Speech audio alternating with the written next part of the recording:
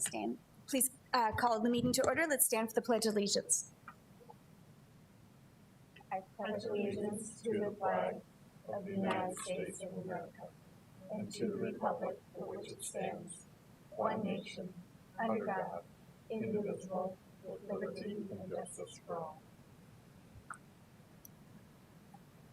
Board Member Baker will be here shortly. She just had another commitment that ran up against the meeting. No one signed up, I believe, to address the school board this evening for the Southeast Tech Board meeting. I'll move on to approval of the minutes of August 5th, 2020. Do I have a motion to approve? So moved. Second. I have a motion by Board Member Parker and a second by Board Member Ryder. All those in favor signify by saying aye. Aye. Aye. Opposed, same. Motion carries. I'm sorry to interrupt. Just because we don't have our normal protocols, did you intend to? Are you here? Okay. Thank you for doing that. I appreciate that. So you bet. Sure. Thank you. We're used to seeing these other faces, so. Okay. Appreciate you being here. And usually Vicki is here to sign people up, so I should have checked into that. Thank you, Board Member Parker. On to the approval of the agenda. Is there a motion to approve? So moved. Second. I have a motion by Board Member Ryder, or second by Board Member Parker. All those in favor signify by saying aye. Aye. Opposed, same sign. Motion carries. On to conflicts of interest. There were no new ones presented. On to items 7A through C, approval of the consent agenda. Do I have a motion to approve? So moved. Second. I have a motion by Board Member Tolke and a second by Board Member Parker. All those in favor signify by saying aye. Aye. Opposed, same sign. Motion carries. Now to the reports of the President. First is Dean of Curriculum and Instruction, Kayla Westra. Good morning, or good afternoon. President Mickelson, members of the board. My name is Benjamin Valdez, and I wanted to take a moment to introduce to you Dr. Kayla Westra. Dr. Kayla Westra is joining us as our newest Dean of Curriculum and Instruction as we have restructured. I spoke to you guys earlier in the summer about the new restructuring of academic affairs. Dr. Westra will be overseeing all of our business programs, which includes business administration and accounting, our digital media and design programs, our engineering programs, our law enforcement and early childhood programs, as well as our computer information, which includes networking and programming and mechatronics. She comes to us with a wealth of knowledge from Minnesota, and I'd like to have her come and briefly introduce herself to all of you. And thank you for letting us introduce her. Yeah, thank you. Well, good afternoon. Thank you for letting me come today and say welcome. I am so excited to be a part of the Southeast Technical College team. So I have about 19 years of higher ed experience, most of it at Minnesota West Community and Technical College, so a neighbor to the east. So in addition to being a dean, I was a faculty member there for 8 years and a dean for 10. So English teacher by trade, a technical writer by trade. I also spent a number of years at an engineering firm in the Kansas City area. So really thrilled to be here. Part of my expertise is the K-12 partnership. Served about 1,400 students at Minnesota West in rural and larger communities through dual enrollment and concurrent enrollment. So really excited about those partnerships and how those can really help our students in the academic middle get a head start on their post-secondary career. Most of those students in those opportunities are already college bound. So I get very excited about those students in the academic middle and what kind of pathways that we can help them get on at an earlier stage. So I serve on the board for the National Alliance for Concurrent Enrollment Partners as the current interim president of that organization. So excited to be a part of the team here at Southeast Tech. So thank you for giving me a few minutes today. Thank you. Welcome. Yes, thank you. Welcome, and we look forward to partnering with you on all of that with both our school district and Southeast Tech. Thank you. Fall 2020 enrollment part, Megan.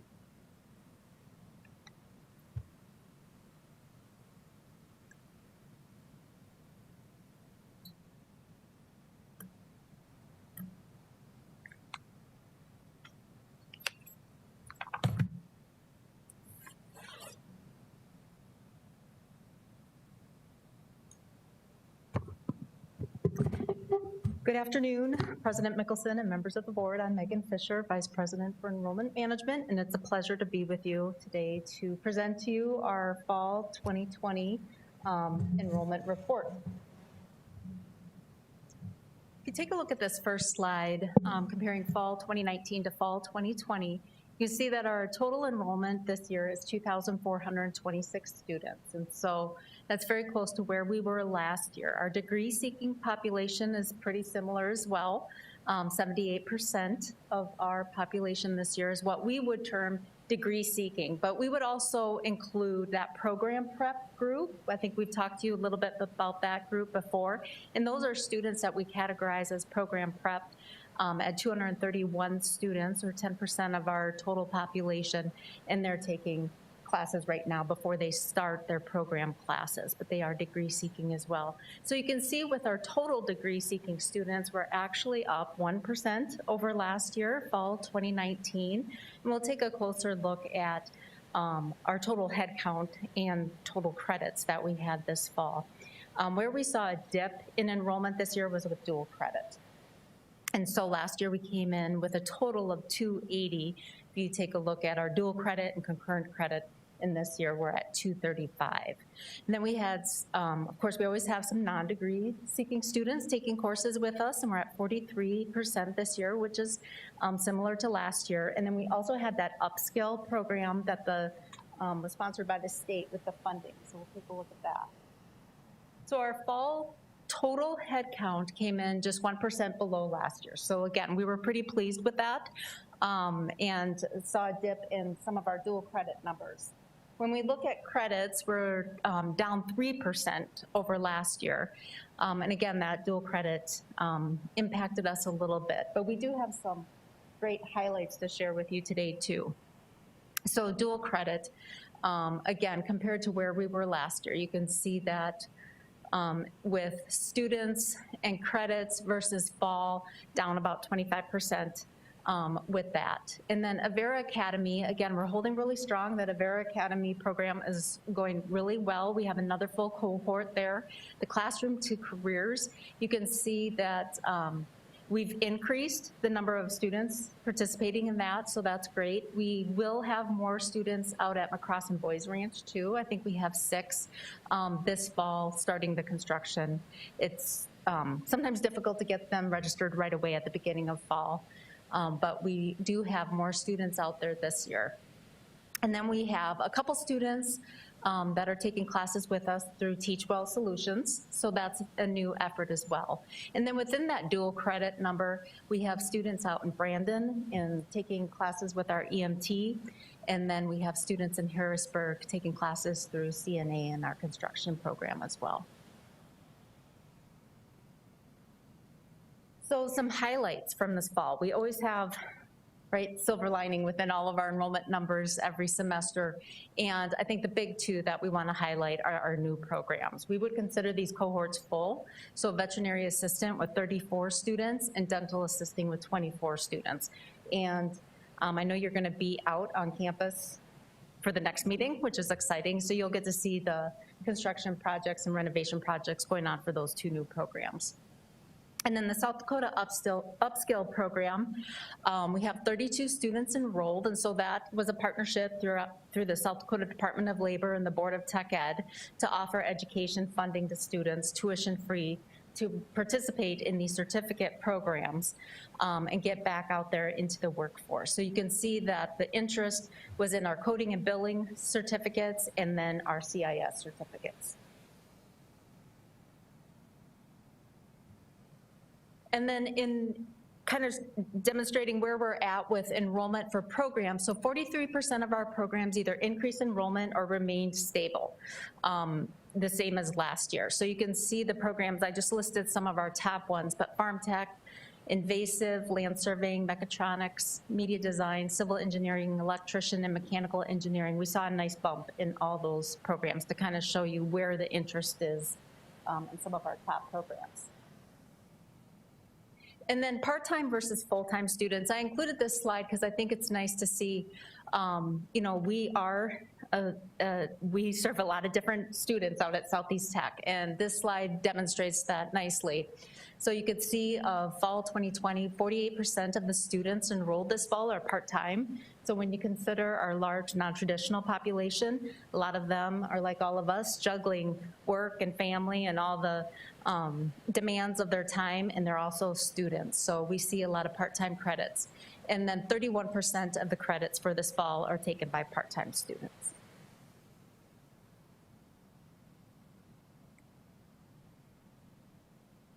And I'm not going to read all of these to you, but I like to include this slide because it demonstrates all of the touches we have with prospective students each year and what it takes really as a campus-wide effort with our faculty, with all the staff members that we have, to host a lot of events, to send out a lot of communications, working with our marketing department and everybody else.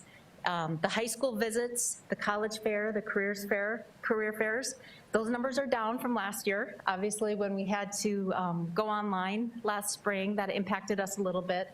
But the good news in the recruiting season for this fall was I felt like we still had those connections made with those students. We had been able to offer most of our on-campus events, and it was really a matter of getting the students registered. Now, recruiting right now for next fall looks very, very different. All of the South Dakota college fairs, as well as the states around us, all of their college fairs are online. So we literally have a virtual college fair going on now. And so the way that works is school districts log on. You can tell sometimes a class is logged in. The students can chat with you. They can check out. They're basically stopping at your table online. So it's very different, but we are doing our best, ramping up our communication funnel, making sure our reps get out there and do a lot of personal interactions, building those relationships. It's kind of going back to maybe some of us can remember when we were looking for a college and you had your rep that was sending you notes all the time. So we're encouraging more of that and trying to make that personal connection with students.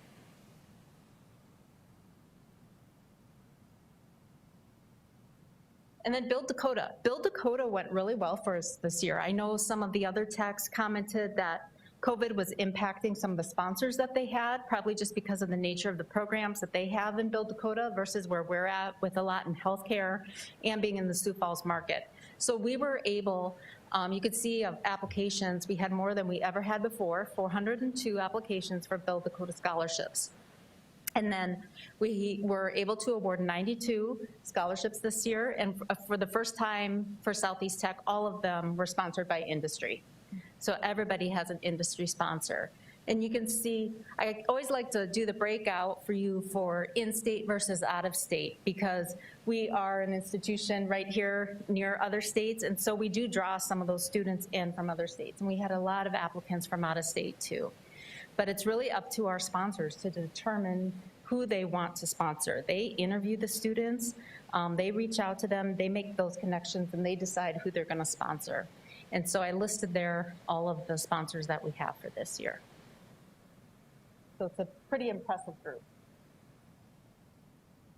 So very similar to where we were last year in terms of our sponsors, but the difference is that we awarded more last year, more scholarships in general, but all 92 of ours this year are sponsored. So again, we were very pleased with where we landed in the midst of everything else that we were dealing with. Any questions? Thank you for that update. And I think it's interesting. I'd hate to see the dual credit and the concurrent less, but for a budget purpose, at least that's where we saw our hit go for the entire campus budget.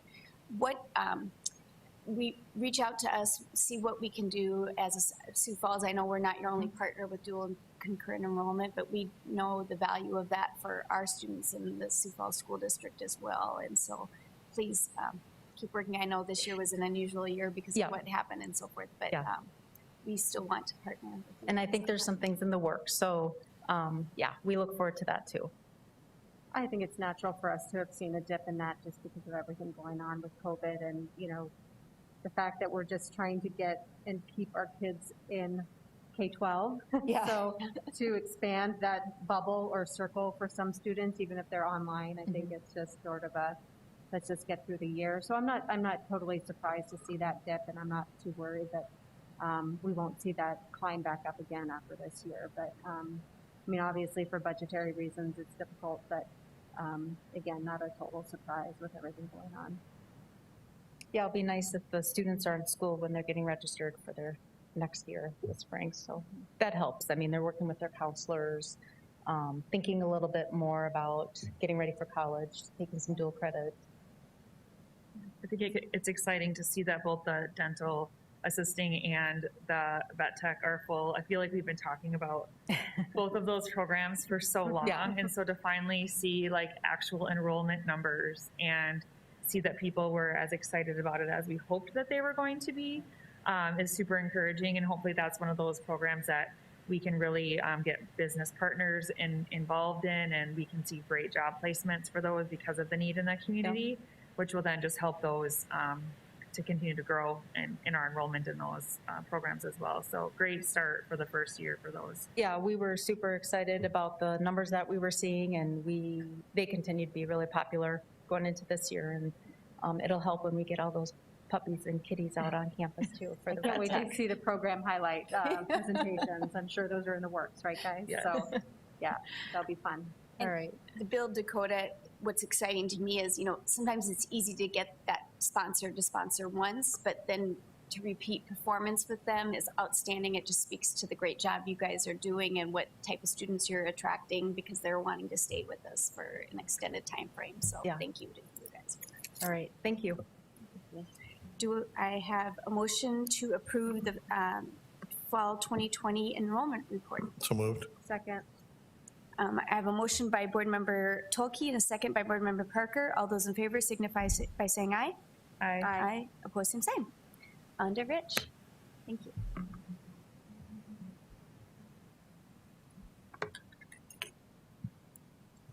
I tend to mumble anyway, so I'll take the mask off just for this part. But President Mickelson and members of the board, Rich Clune, Vice President of Finance and Operations at Southeast Tech. I just have a couple reports for you today. The first begins with where did we wind up FY20?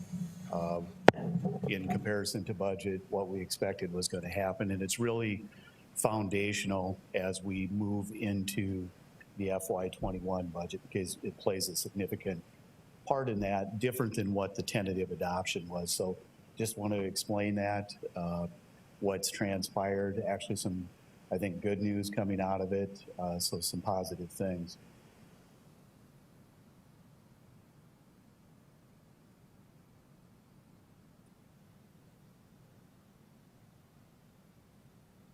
I'm going to try to just hit the high points in some of these different documents. A lot of numbers. I think as George W. Bush said, well, clearly it's a budget. It's got a lot of numbers in it. So there are going to be a lot of numbers here. But I think the key point in there is, I think when you look at the cash, this is all our funds combined as of 6/30. It is roughly just over 7 million, a little bit higher than where we started the year with. So that's a good thing. It allows us to do the things that we need to do and to maintain a cash balance across all of our funds. So from a cash flow purpose, a liquidity purpose, we're in a good position to start the year.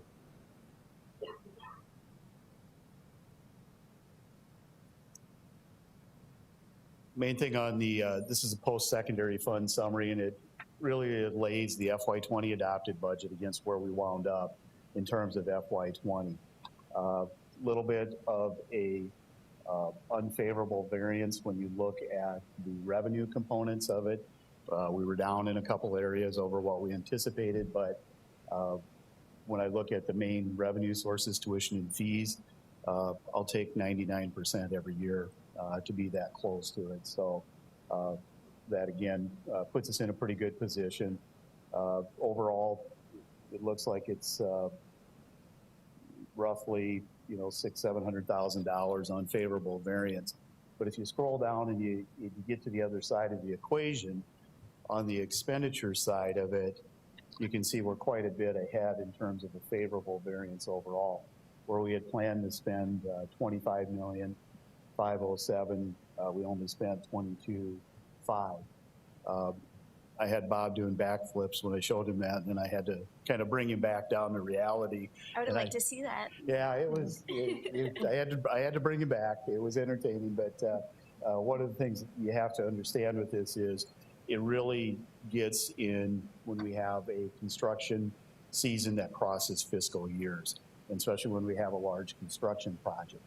I typically don't budget across fiscal years trying to anticipate what the project is in one year, how much is going to be this year, how much is going to be in the second year, other than if I really know it's an alternate or something that's going to happen in the subsequent year. So we front load that budget in the year that we're going to make the award of the contract. That's what happened in this particular case. So we budgeted all of those renovations in terms of the vet tech, the dental, renovations in the admissions and financial aid area, electrician lab, all of those projects that we rolled into one was all budgeted in FY20. The actual expenditures incurred in FY20 were considerably less than the 2.5 million, roughly about 500,000 of it. So a lot of that's on the back end of it. So that's why you see such a large variance when you look at this year. So you looked at, we were planning on spending in the reserves about $885,000. We didn't do that. Revenue came in over expenditures, roughly 1.5 million. So that leaves us going into next year a $2.3, $2.4 million, what I would say carryover, and that's primarily related to the construction projects. So when I get to the FY21 budget, you're going to see that we're utilizing roughly 2.1 million of that 2.4. So that's the good news. When you look at the tentative adoption for FY21, I apologize, I'm kind of blending two presentations in here, but they relate. When you look at the FY21 tentative adoption, we were calling for a balanced budget. As we walk out of FY20, and if we stay on track in FY21, we're actually in a better position at the end of FY21 than what we would have been with the tentative adoption. So we're taking that $300,000 roughly through those construction projects and variances in the various expenses throughout the post-secondary fund, and having that money available to us either for declining enrollments or whatever the utilization of it may be. So overall, the other report, if you get, I'll kind of jump into, back up here a little bit, and I'll jump into the other funds. A bookstore was fine, came out better than where we were at. You know, obviously we had this, the fall and spring terms were fairly normal in terms of their peak sales moments. Summer credits were down a little bit, but not a whole lot in comparison to the prior years. So the bookstore continued to have their sales of course materials and things that they normally would. So they turned out very well in terms of how they ended up with FY20. We were projecting a little bit of a loss. That would be a non-cash depreciation. So it was really kind of a balanced budget in terms of cash flows, but actually came into the good there. So when you look at it, revenue over expenses, $92,000, revenue in excess of expenditures, excuse me. So overall, you're looking at $112,000 betterment than where we thought we were going to be. So the bookstore's in a good, solid cash position too. That's part of that overall $7 million that we have. And historically, we have used bookstore cash, peeled some of that off to do some things in the post-secondary fund. Years and years ago, before I think any of you were part of the board member, the bookstore actually paid for their software improvement. We've done some other things along the way in terms of some investment in food service that they've done. So that resource is always out there as well. Food service was doing really great until you shut down campus, and a little hard to do things, but surprisingly, actually came in better than where we thought we were going to be. We subsidized it the full amount that was in the FY20 budget, but it was on track to, that subsidy would have been a little bit less, I think, than what we were anticipating. So we were on a good trajectory, and you know, clearly when you lose 3.5 months worth of sales, it has an impact. Also has an impact on the other side of it. You know, we don't have the cost of goods sold and some of the part-time labor costs that you would generally have, but we did still incur costs by maintaining our full-time folks and keeping them on the payroll. Scarborough Child Care Center, same type of thing. You shut campus down and really impacted by that. You're not delivering any services. They have more full-time folks. So there's a greater impact on there. So they did not perform as well as what was anticipated, a little bit worse, and that's not to be unexpected given the situation with COVID. So something that kind of blends into the FY21 budget. When we get into the CARES relief funds, and actually specifically to what's related to higher education, HERF, higher education emergency relief funds, we may have the ability to utilize the institution's portion of some of those funds that we will receive to offset some revenue losses. So once we start distributing funds to students, we get a dollar for dollar match for that. We can utilize those for some lost revenue components. So this is clearly one of those that was impacted by the campus shutdown. We just need to make the justification. Very easy justification to make. We had this, now we had zero. That's the differential on it. Bookstore, we won't be able to show anything there. Food service, a little bit tougher. We'd be looking at margins, but we might be able to do something with that.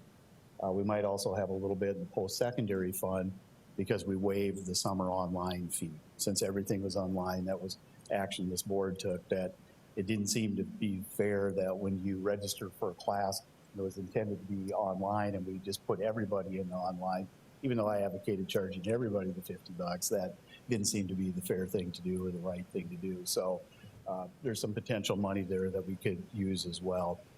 Also just read some new guidance from the education department on those HERF funds that we were under the same condition that students. We had to be impacted by a disruption of campus, which us being a laptop program, a lot of online capabilities, we didn't spend a whole lot to get up to speed in that. We had a few things.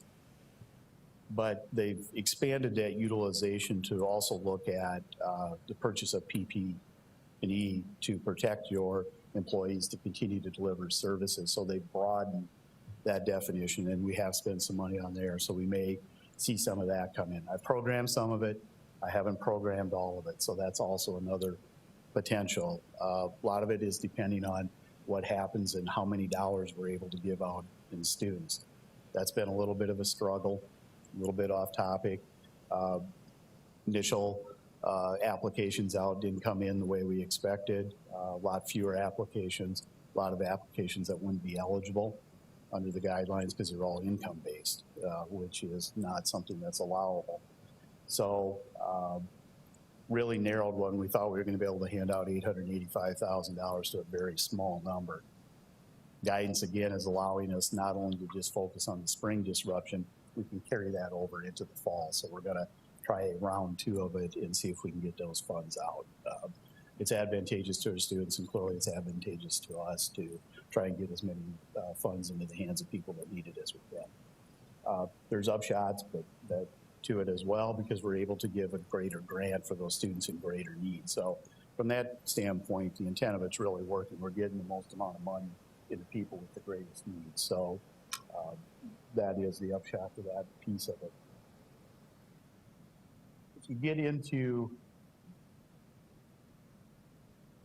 the specific categories, like I said, a little bit of adjustment in tuitions, a little bit off in variances in the fee side of it. State support was pretty much right on. The differential that there might just have to do with a classification. I might have included something in student fees that was really state aid. Budget was in one spot, was recorded in another. Federal support, fairly close. Where we're seeing the differential is on the ABE. That's a program that kind of shut down too, as well as the COVID, so it incurs many costs in delivering their services. So obviously we're not going to get the reimbursement for that. Local support, pretty close. Where we anticipated, we thought we would be. Sales of goods and services, again, kind of falls off. Doing a lot of customer work in the spring term, that drops way off. You start seeing some of that in the corporate ed side up above too. That might be another potential where we can recover some HERF funds as well. Expenditure side, it's really when you get down into the operating payroll, there's a little bit of a variance there, but you have to also remember that the payroll, the adopted budget had a 3% increase built into that, which we did not grant. So you would have, if we were truly on mark, you would have seen us come in about with a $300,000 variable. So we overspent it in some areas, under in others, on the wages portion of it. Benefits always have a large variance in health insurance. That's typical every year because when we develop the budget early on, we don't know what people are going to enroll in. We don't know what plan turnover is, so we always put them in at the maximum exposure. It's one thing you'll see when we get to the FY21 budget. Since we're into the new year already, that's a lot. I have a lot better measure of that. So if everybody will remember when I present FY21 results, we shouldn't see that kind of variance on the health insurance because I know in a much better position where we're at. Again, the biggest variances in here when you drill down into it, you're really getting into that capital component of it. You're seeing the 1.1 million in building improvements. We only spent 590, and then you're seeing quite a bit on the land improvements, and that really has to do with the Terry Avenue extension. We're going to be billed when the project's done, so we'll see that obligation probably at the end of this year. So again, like I said, overall we finished 1.5 with revenue in excess of expenditures. Overall, with the 885 we were planning to spend, we were 2.3 million to the good. And again, as we get the FY21 budget, I'll talk about how that's going to be utilized. So I think I hit the high points. Any specific questions that Benjamin can answer? Just, I want to thank you for, I look at the school district level as well. We kept staff on, like Kids Inc., for example, and so forth through this that we didn't need to, but it kept people employed and it kept, their healthcare services and all that going. So thank you as well that we were able to continue that and keep afloat. So we know there were some losses, but we're going to get through this and there's recovery. I'd encourage as quickly as we can to distribute those CARES funds to students, especially for the ones for the spring, just so that we can help make them as whole as possible. Yeah, it's been a long process. Yeah. It really just comes down to resource availability. Been a couple things in the works, so, but yeah, it's there. And I can always kind of tell through interaction with students where I'm kind of reaching a critical mass point, and we're pretty close to it. So we've got some plans. We'll put this budget to rest, kind of get the auditors to give them some stuff that they can go dig into for a while. Then I've got some time to really push this forward and get some things out. There's been some positives to our approach to, I think it opens up some avenue for our current students, which if we'd have done the grants right away, and we really modeled it to do that, actually modeled it a lot after what my daughter's university was doing, kind of estimated there'd be this many students eligible. Thought everybody would apply. That equates to about a $500 grant. So you get to the deadline and you go, didn't have those 1,700 applicants, at 300. And it makes you change. But like I said, the positive to that is there were some students pretty significantly impacted that as a result of it. We're able to do that now. We're able to give them that full amount of that impact. As part of our due diligence and some discussion with council, we just want to get an attest function because it is self-reported, but we want to have some type of, we're not going to make them produce documentation. We want them to understand that I am verifying that this information is true and accurate to the best of my ability. I have a typical perjury statement related to it. So that's the next step. There's some correspondence that'll be going out, letters drafted, been reviewed, just got to put the mail merge together and get them off to folks. So that's where we're heading next. Thank you, Rich. Any other questions, comments? Do I have a motion to approve the FY20 financial wrap-up report? So moved. Second. I have a motion by Board Member Parker, and I'll choose Ryder, I guess, for my second. I don't know who is first. All those in favor signify by saying aye. Aye. Aye. Opposed, same sign. It's approved. Thank you, Rich. On to 21. Sorry, it's me again. Talk a little bit about the FY21 budget. And I think I've laid a foundation for kind of some of the major things. But I'll just maybe narratively talk about the major changes that we were making from the tentative adoption that we did in July. So you've kind of, this is the third time you've seen it. We presented some information back in May to get it out to you, make that obligation. We did a tentative adoption with some revisions to it in July, and we've done these final adoptions kind of based on the fact that we're into the year and we know a little bit more information about where we stand. So one of the significant things is I look at my modeling on tuition and fees. I did make a downward adjustment to it. I took it across the board and reduced everything by 4%. Now, that's not meaning that everybody's expected to be down 4%. Typically, I model in the aggregate. If I start getting into picking which ones are this or that, it really can get you into trouble. So I tend to look at it the aggregate, and as Megan's report showed, 43% are up, 57% are down. That's the same thing I'm seeing. So we just carry that over, but in aggregate, kind of anticipating a 4% adjustment when I look last year to this year. So I'm not going back 5 years. I'm just kind of looking at a very brief period of time. As I told the folks this morning, it is a dartboard and magic 8-ball trying to come up with that, but it's the best information that we have today. On the revenue side also, I did factor in the 2% adjustment to the per student allocation, which was approved and is going to be paid out. That number gets more real too, because we've all submitted our tuition for last year, which is what that formula is based on. So I know where everybody's at. So we got a real good measurement of what that looks like too. So we're in a good position as we head into that. There's also some additional revenue that we brought in as a result of, there was a $1.5 million appropriation for equipment, one-time money. That came forward as well. We didn't lose that appropriation, so our share of that was roughly about $360,000. So that's being built into the budget and added to the budget. So you'll see some revenue movements up and down from where we were previously.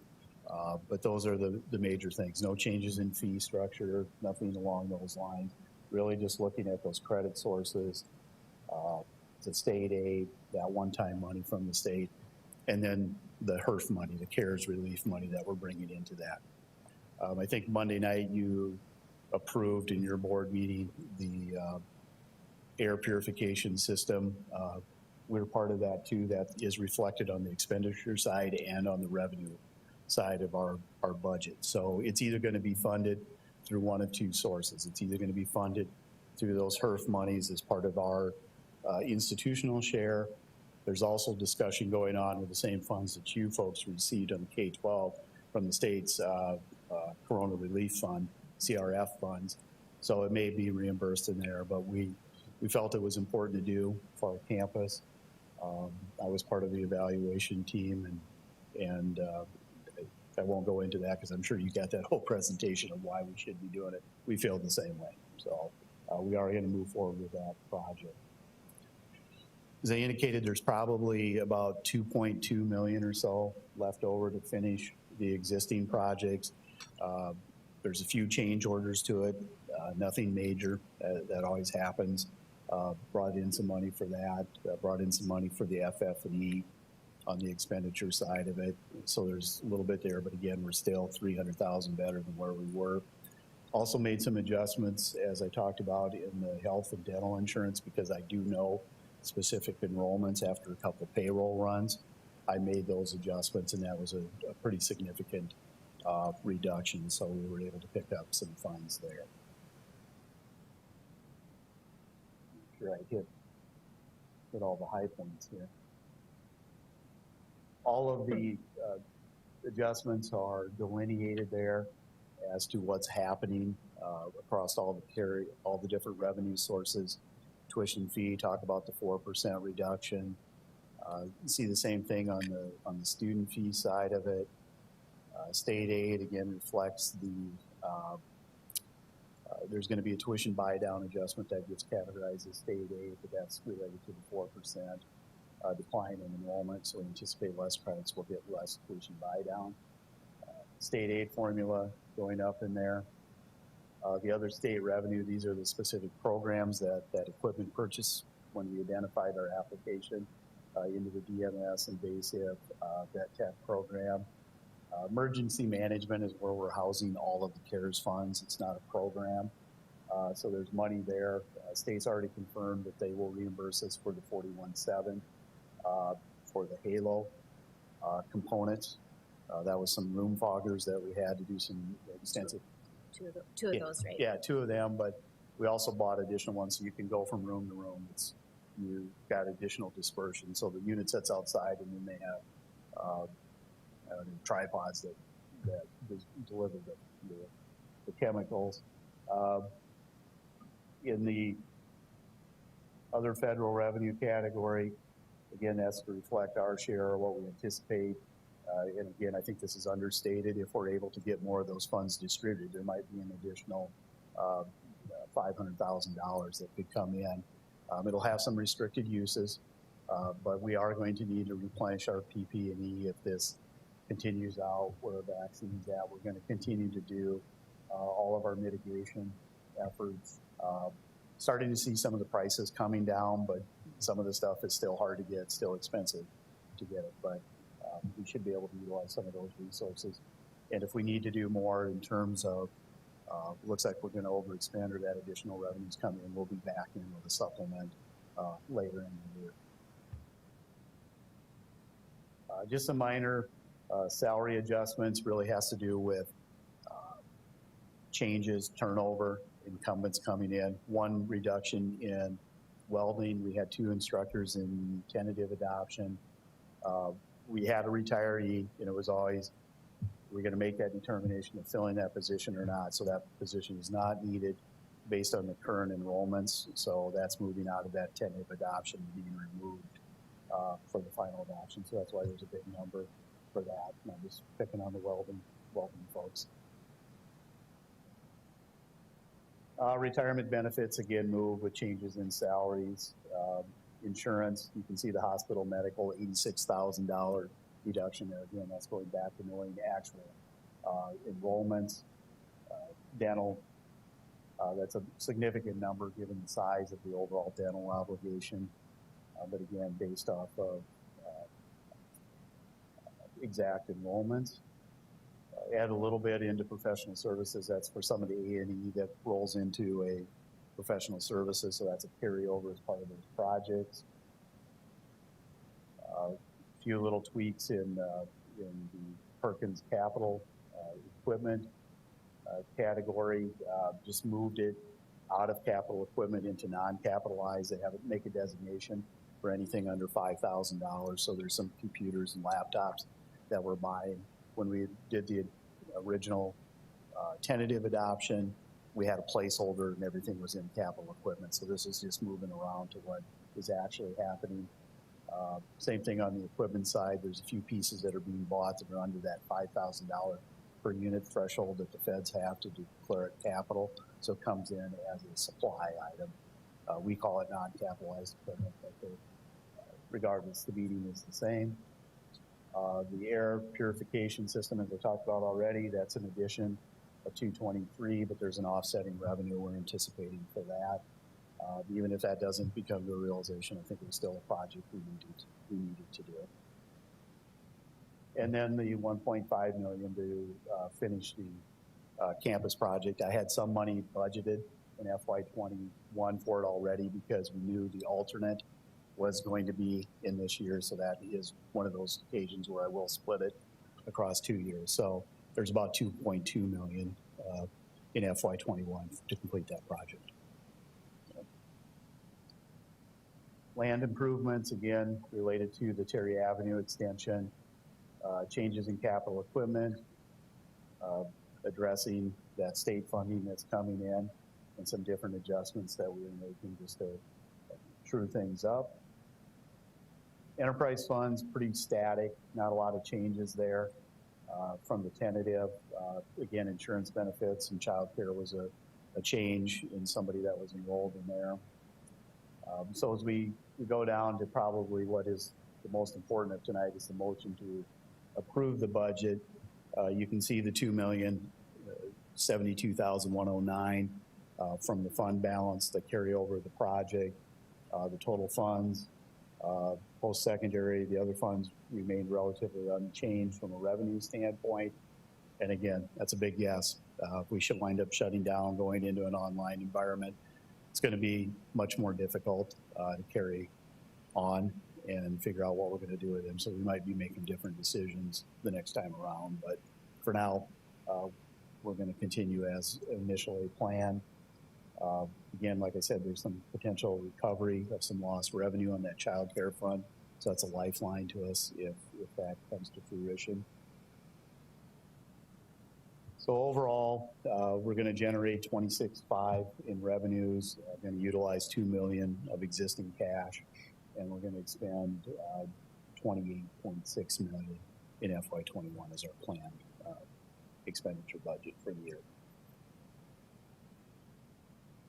And the final, I shouldn't say the final, this breaks it down a little bit different. Looks at it and compares last year to last year's budget to this year's budget. Again, talked about the tuition and fees, talked about the state reimbursement changing a little bit, other state revenue. That's really related to the Gen Ed agreement, which does not exist in its current format. So you will see some of that in the dues and fees when you look at the expenditure side of it, of the Gen Ed program. You'll see a big reduction in there as well. Bookstore, that major change from prior year, we talked about that in the tentative adoption. That's related to the laptops. We're pulling that out of the bookstore, putting it into the post-secondary fund. That's who's doing all the work. That's where it should be. So we'll record that in that account. Minor change in food service revenue, probably pre-COVID. So we'll see what happens as a result. Scarborough Center, again, just a minor planned increase in revenue. Again, we'll have to see what happens. I anticipate we'll have some variance there. We're already starting to see some declined utilization of it.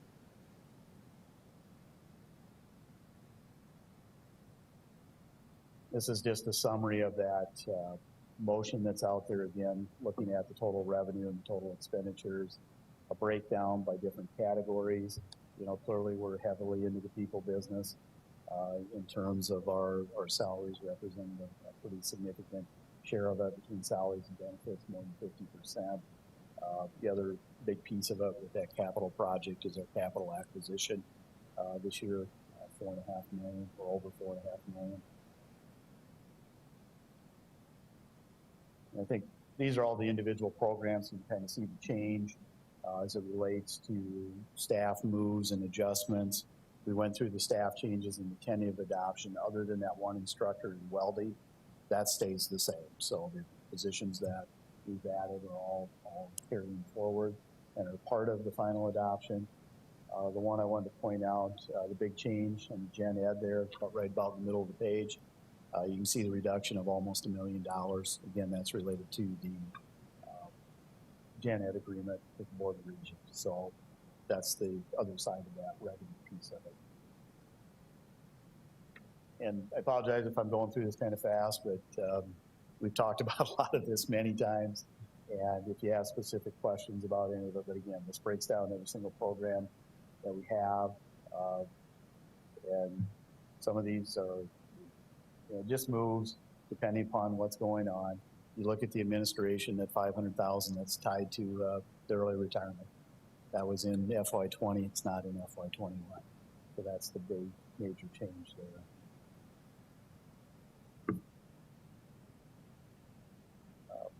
Bookstore, again, the major change, as I stated, was laptops. So you'll see that on both the revenue and the expenditure side. We're not buying them, we're not selling them. Food service, kind of already talked about that. And Scarborough, the last 4 pages are what you will typically see what I report out every single month. I kind of tweak this document a little bit and lay the budget as what's adopted to where we're actually for the year, so we progress throughout the year and have conversations 3-4 times a year about what we actually are doing and if things are what we anticipated them doing. So realize I hit the high points pretty fast, but any questions or anything I can clarify for anybody? Anything jump off the page at you? Any idea on Monday's meeting in peer if there will be any adjustment on additional funding or? We talked a little bit about it today. There's some unallocated funds in a pretty significant dollar amount that are out there. Are we at the table? Are we in the hallway? Or where are we at in that whole process? I think, clearly there is, but everybody's got competing interests and competing priorities. There was questions asked about that ventilation system today, so I could see that coming through right away out of those relief funds. Possibly there's some other things. What we typically tend to see is there's usually strings tied to it. There's usually, and I shouldn't say strings, but there's usually very targeted uses of that money. I would not anticipate here's discretionary dollars, go forward and do what you want with it. I think it would be very targeted to specific initiatives. Could possibly also see something filtering down into some DOL types of things, expansion of those upskill programs, any of those types of things to help displaced workers, keep students in school, whatever we need to do for that. I think it's easy to justify the PPE, the sanitation, all of those things that we're doing. I think that continues to come into play. So In the HB 1182, I saw the allocation of $90,000+ on that. Is the language that Will Mortenson's working on, will that not go into effect of 2022? Yeah, it's 2022. Okay. I think we're still receiving some comments. I haven't gotten it back to Board of Tech Ed yet. There was a concern in one of the pieces that I had in there in the way that I read it. But as I self-identify, sometimes I tend to overthink things. So as I read it on the four corners test, it looks to me like even if they were to change that distribution formula and how they distributed it, we may not necessarily be allowed to offset fees.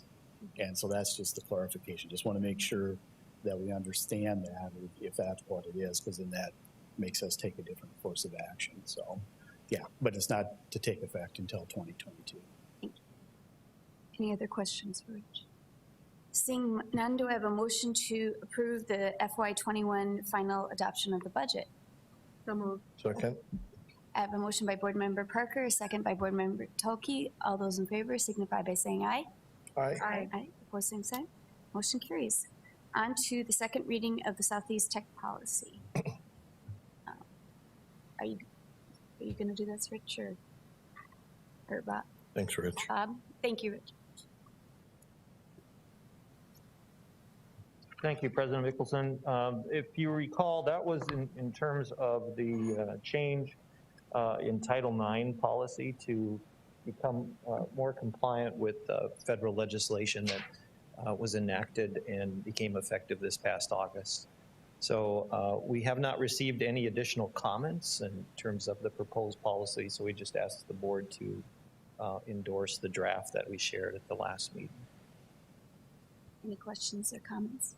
I move to approve the second reading of Southeast Tech Policy JICK and the accompanying regulation. Second.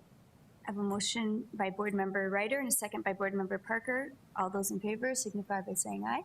Aye. Opposed, same sign. Motion, it is approved. Our next meeting is next Wednesday out at Southeast Tech at the Sullivan Health Center at 3 p.m., not 4 p.m., just for the public and everybody. And will that be streamed as well? If there's Yeah, I believe we are working on that. That setup. in the future, when we aren't having the computers, if we could have printouts, that'd be awesome, especially for eyesight. Sure. Since we're trying to socially distance and not be on each other's monitors, that'd be awesome. Yeah. So thank Very you. good. I appreciate that. Thank you. Do you have a motion to adjourn? So moved. I have a motion and a second. All those in favor of adjournment signify by saying aye. Aye. Well, same sign. Thank you. You're adjourned. Thank you. We'll reconvene You want in to do 5 that? minutes for our Yes. school board meeting. Yeah, watch my hand.